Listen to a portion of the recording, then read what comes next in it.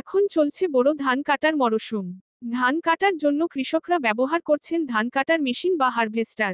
এর ফলে অনেক কম সময়ে কাটা হয়ে যাচ্ছে বিঘার পর বিঘা ধান। হারভেস্টার এবং ট্রাক্টর ব্যবহার করেই এই সুবিধা পাচ্ছেন কৃষকরা। তবে এর ফলে দেখা দিয়েছে অন্য বিপত্তি।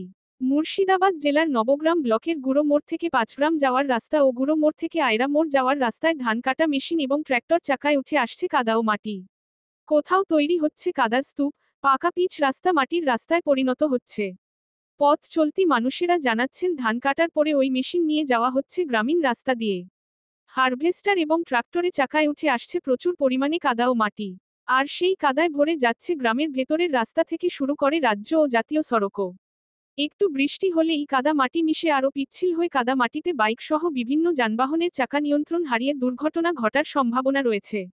এখন থেকে সেই বিষয়ে পদক্ষেপ না নিলে পরে বর্ষর দুর্ঘটনা সম্ভাবনা দেখা দিতে পারে, এই নিয়ে কি জানাচ্ছেন পথ চলতি মানুষেরা।